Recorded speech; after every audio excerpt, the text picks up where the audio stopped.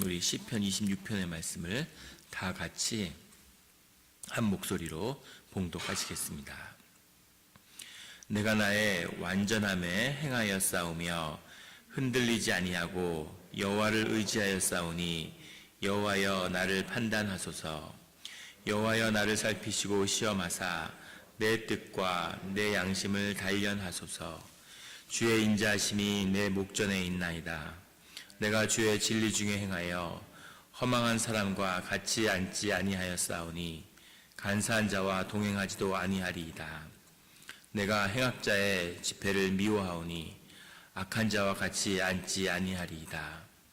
여호와여 내가 무죄함으로 손을 씻고 주의 제단에 두루 다니며 감사의 소리를 들려주고 주의 기이한 모든 일을 말하리이다. 여호와여 내가 주께서 계신 집과 주의 영광이 머무는 곳을 사랑하오니 내 영혼을 죄인과 함께 내 생명을 살인자와 함께 거두지 마소서. 그들의 손에 사악함이 있고 그들의 오른손에 뇌물이 가득하오나 나는 나의 완전함에 행하오리니 나를 속량하시고 내게 은혜를 베푸소서. 내 발이 평탄한 데에 섰사오니 무리 가운데서 여호와를 송축하리이다. 아멘. 다 같이 말씀을 위해 기도하시겠습니다. 하나님 아버지 감사합니다. 주님의 새벽 제단 앞에 말씀을 듣고자 모였습니다. 우리 마음의 기도와 묵상이 주님께 연락되기를 원합니다. 감사드리며 예수 그리스도의 이름으로 기도드렸습니다. 아멘. 오늘 시편 26편 1절의 말씀은 내가 나의 완전함에 행하여 싸우며 라고 시작하고 있습니다. 주님 앞에 나와서 악인들에게 핍박을 받고 있는 다윗의 첫 주님 앞에 하는 고백은 내가 나의 완전함에 행하였다라는 고백이죠. 완전함이라고 하는 것은 내가 온전함을 이루고 내 안에 악이 없다, 이런 고백은 아닙니다. 누구도 그럴 수 없겠죠. 세상에 의인은 한 명도 없기 때문에 다윗 역시 그런 고백을 드릴 수는 없습니다. 완전함이라고 하는 건 탐이라고 하는 것인데 이것은 유대인들 가운데서 내가 율법을 행했다, 주님의 규례를 지켜 행했다라고 하는 그 고백을 내가 완전함에 행했다라고 고백하는 그런 것에 있었다고 합니다. 그러니까 우리가 지금 이야기하는 주님의 보혈의 것을 받아서 온전함을 받았다, 죄 사함을 받았다, 이런 뜻은 아닌 것이죠. 그것을 말해주는 것은 11절에 가면 나를 속량하시고 내게 은혜를 베푸소서. 주님 앞에 여전히 속량할 죄가 있고 주님 앞에 은혜를 구하는 그 마음으로 주님 앞에 나와 있다는 겁니다. 하지만 주님이 정하신 그 규례와 율례를 내가 다 따랐습니다. 그 말은 내가 주님 앞에서 정말 최선을 다했습니다. 그리고 악인들하고는 적어도 다르지 않습니까? 라고 하는 그 고백인 거죠. 내가 완전함에 행하여 싸우며 흔들리지 아니하고, 흔들리지 않는다고 이렇게 번역을 했는데 죄를 범하지 않았습니다 라고 해석하면 더 좋았지 않았나 싶습니다. 죄를 범한다는 뜻이 이 흔들린다고 하는 뜻과 같은 뜻이에요. 동요치 않는다, 율법 가운데 요동치 않는다, 이런 말들은 죄를 짓지 않았다는 거죠. 율법이 금하는 것을 행하지 않았다, 크게 죄를 짓지 않았다 하는 고백인 겁니다. 그리고 여호와를 의지하여 싸우니, 이 순서가 사실 뒤집혀 있는데 정확히 해석하면 여호와를 의지해 왔기 때문에 죄를 범하지 않았습니다 라는 것이 정확한 해석입니다. 내가 여호와께 의지하고 여호와가 제 삶을 주관하셨기 때문에 내가 삶 사는 가운데 범죄하지 않았습니다 라고 하는 고백인 거죠. 그래서 그것이 주님의 은혜입니다 라는 고백, 주님과 함께 하지 않았습니까? 라고 주님께 호소하고 있는 겁니다. 여호와여 나를 판단하소서. 주님이 아시지 않습니까? 제가 걸어온 길을 주님이 아시지 않습니까? 라고 고백드리는 거죠. 2절에 가면 여호와여 나를 살피시고 시험하사 내 뜻과 내 양심을 단련하소서. 내 의지와 내 생각과 내 사고, 내 의식과 내 양심, 내 심령, 내 심혼 가운데 주님이 나를 시험하셔서 나의 뜻도 강하게 세우시고 내 양심도, 나의 심령도 깨끗하게 해달라는 그런 고백이죠. 단련한다는 뜻은 이 정련한다, 이 뜻입니다. 원뜻은 그 금이나 은 같은 것을 은을 7번 정련한 것처럼 그렇게 깨끗하게 만드는 것. 그래서 시험을 통해서 내 뜻과 내 양심이 주님 앞에서 깨끗해진다는 거죠. 주님의 것으로 깨끗한 사람으로 거듭나게 된다는 겁니다. 그 의미는 고난과 시련이 주 안에 있을 때 큰 선물이 되고 내가 자라나는 그런 이 바탕이 된다는 거죠. 우리 이 피트니스, 요새 그 피트니스가 미국에 붐이 일어서 굉장히 각광받고 있죠. 그래서 피트니스 모델이라는 사람이 명사가 되고, 근데 그 하는 분한테 얘기를 들었어요. 그랬는데 이 근육을 단련하는데 그런 얘기를 하더라고요. 내 힘으로 할 수 있는 당길 수 있는 이 바벨을 이게 100번이다. 그러면 100번을 당기면 내 몸의 근육이 전혀 늘지 않는다는 겁니다. 그 근육은 언제 늘어나냐면 내가 100번을 당긴 다음에 101번, 102번, 103번을 당길 때 이게 늘어난다는 거죠. 이게 내 힘과 근력이. 근데 문제는 100번을 당겨서 다 지쳤는데 그때부터 103번, 105번, 107번 당긴다는 그거는 굉장히 고통스러운 거라는 거예요. 근데 우리의 근육이 세지고 힘이 세지고 근육의 능력이 생기는 건 고통 가운데 생긴다는 거죠. 그래서 이게 참 오묘하구나 그런 생각을 했습니다. 내 힘이 110을 당길 수 있다. 그러면 다음에는 111번, 112번을 당길 때 또 이 힘이 생기고 그런다는 거죠. 그래서 고통과 성장이 늘 함께 한다는 거죠. 성장통인 거죠. 하나님의 섭리는 참 오묘해서 그런 고통 없이 no gain, no pain, no pain, no gain 이런 말도 있지만 그런 고통이 수반되지 않는 성장이 없다는 겁니다. 그런데 그 고통을 속에서 기쁨을 맛보고 그 성취를 맛보고 내가 성장해가는 그것을 먼저 보고 기대하고 소망이 있고 그러니까 그걸 하는 거죠. 그것을 하는 것이 단순히 고통만은 아니고 우리 가운데 엔돌핀 이런 게 나온다는 거잖아요. 우리 몸의 여러 형태의 호르몬 작용 중에 그 기쁨을 주는 그런 게 나오는데 그게 얼마나 강력하냐면 우리가 그 병원에서 쓰는 가장 강력한 그 마약제 중에 하나죠. 몰핀보다 800배나 센 그런 마약류가 우리 몸에서 나온다는 겁니다. 그래서 그 아침에 조깅하는 사람들 보면 눈비 맞으면서도 뛰잖아요. 저 사람들 왜 저럴까? 근데 그 기쁨이 고통이지만 동시에 엄청난 기쁨인 거죠.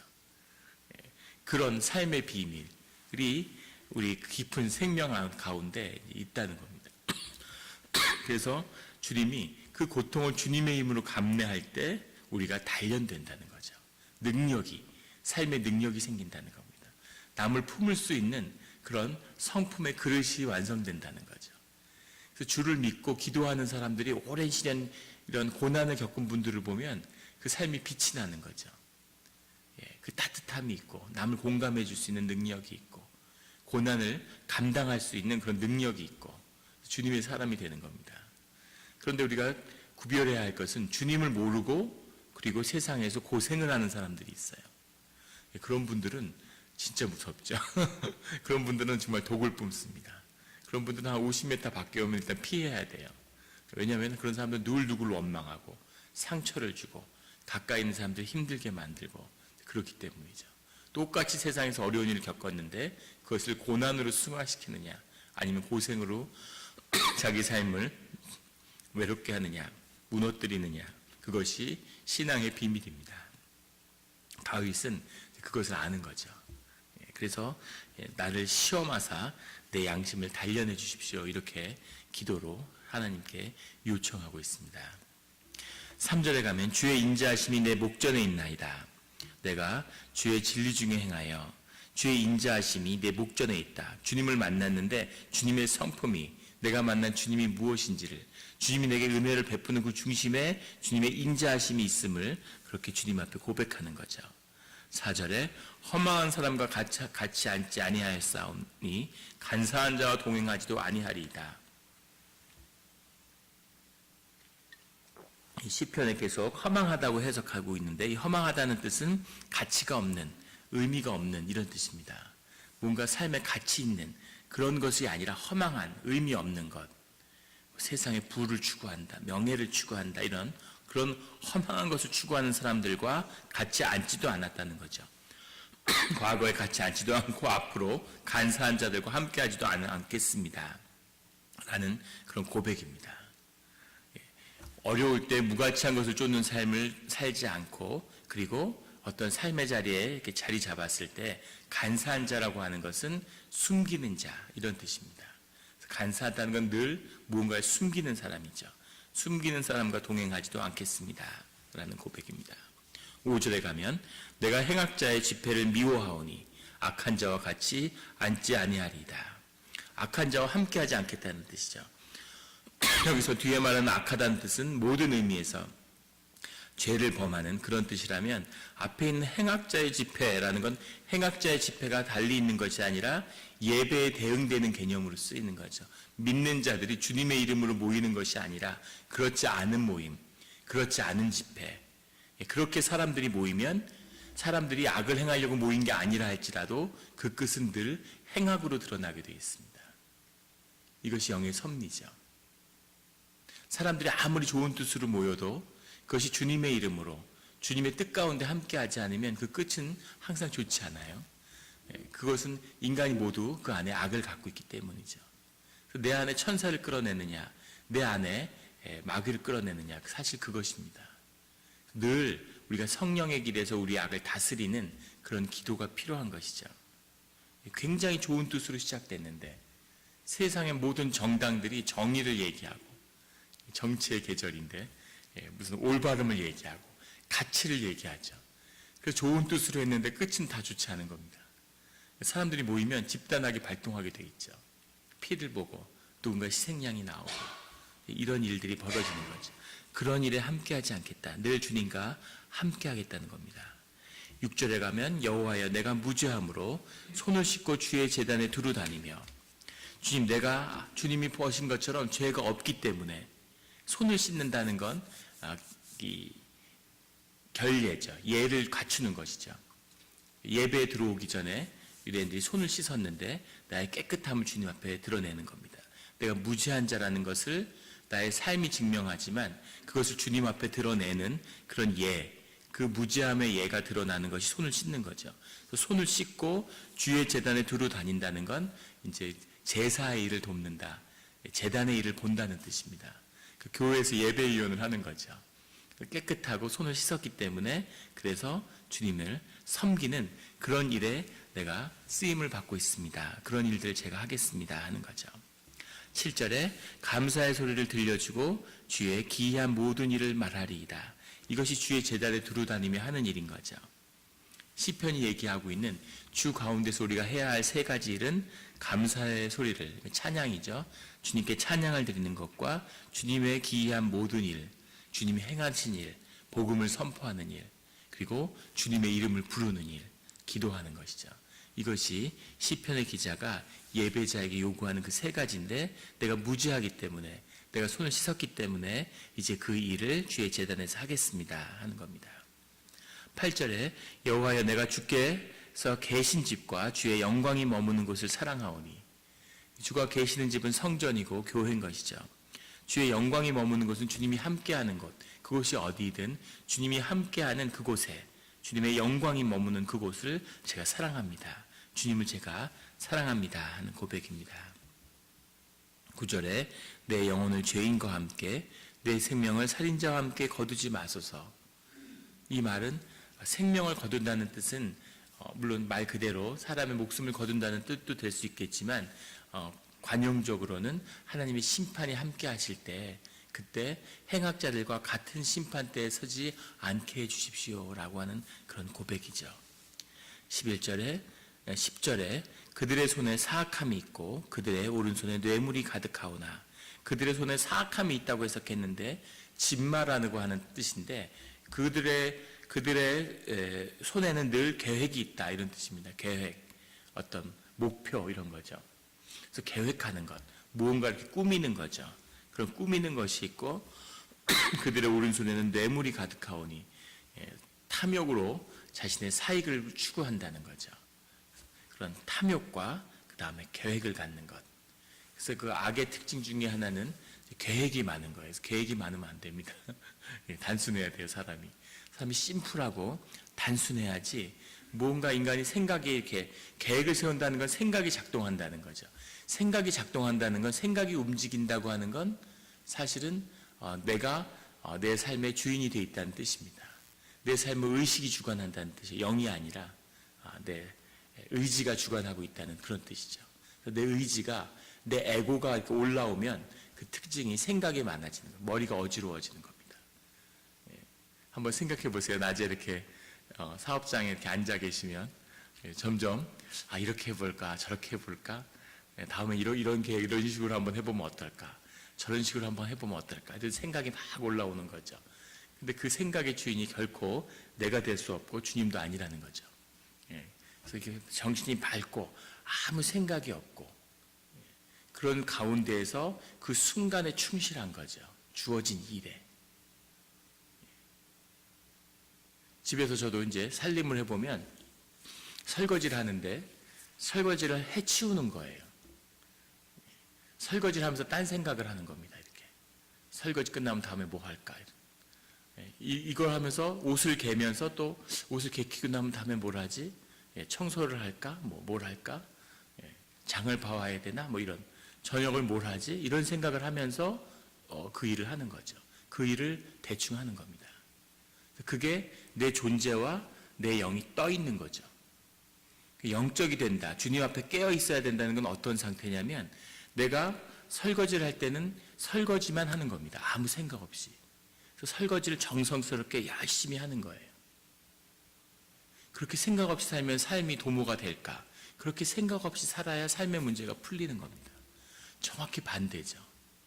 그래서 그 일에 충실히 하다 보면 그 가운데 놀라운 심령의 기쁨이 있고 뭔가 해치우고 나면 그 다음엔 아무것도 안 하고 빈둥거리죠. 사실은 내가 이 일을 빨리 해야지 하면 뭔가 할 일이 있을 것 같지만 사실 할 일이 없잖아요. 다 해치고 나서는 사실 아무 할 일이 없는 거죠. 근데 그게 아니라 모든 걸 정성으로 하면 그러면 그 일 가운데 주님을 발견하게 되는 거죠. 그 마음속에 기쁨이 있고 바쁘지 않고 틀림없이 허둥대고 일이 되게 많았던 것 같은데 천천히 성실하게 했는데 그 일이 다 잘 되는 거죠. 그리고 더 신기한 건 그럴 때 주님의 문이 열린다는 겁니다. 새로운 사람을 만나게 되고 새로운 연락이 찾아오고 알 수 없는 기쁨을 더하게 되고 주님의 선물을 경험하게 되고 이것이 삶의 신비죠. 모든 것이 막혀 있는 것 같은데 그렇게 깨어 있을 때 내 존재가 삶에 딱 닿아 있을 때 만나는 그 순간에 뭔가 일이 생기는 거죠. 이 심령의 비밀이 여기에 있습니다.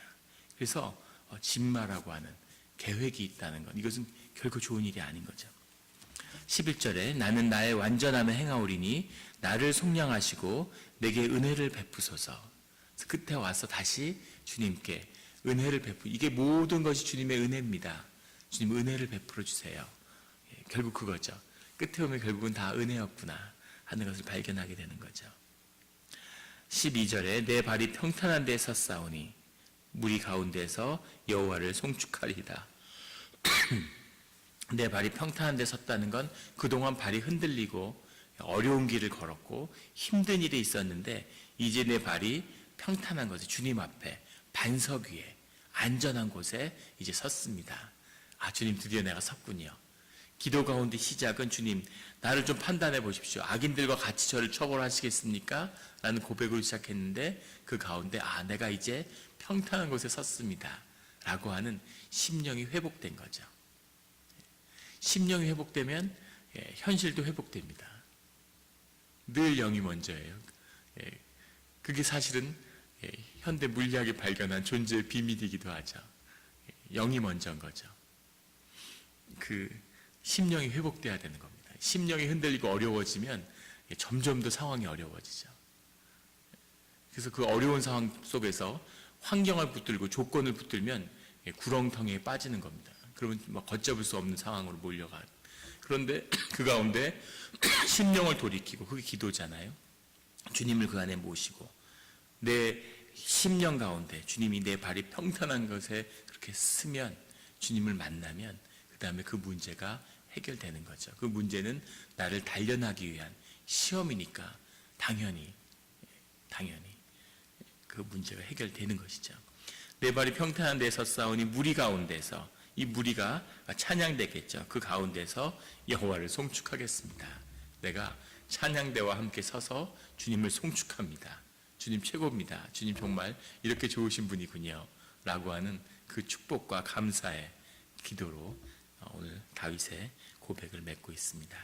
우리가 많은 시련과 고난 가운데 살아가지만 늘 이런 기도로 회복되고 매일 기도할 수 있으니까 얼마나 감사한 겁니까? 매일의 어려움을 매일 이겨내고 매일 하나님이 주시는 평화와 기쁨을 맛볼 수 있는 그런 축복의 제단을 허락하신 주님께 감사합니다. 그 축복을 놓치지 않는 성도님들이 되시기를 예수 그리스도의 이름으로 축원합니다. 기도드리시겠습니다. 하나님 아버지 감사합니다. 우리에게 기도의 문을 열어주신 것 감사하고 또 새벽의 제단을 허락하신 것 감사합니다.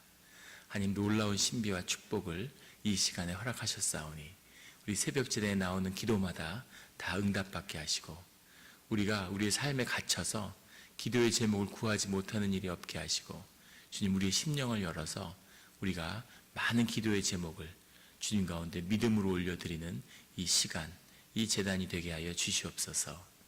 주님 각자의 삶 가운데 축복하시고 주님의 성령이 충만해 주는 가운데 삶의 연합을 이루어 주시옵소서. 주님 교회를 통해서 주님이 주시는 선물이 많은 것을 저희가 보고 기뻐합니다. 주님 그 뜻이 온전히 이루어지는 것을 믿습니다. 감사드리며 예수 그리스도의 이름으로 기도드렸습니다. 아멘.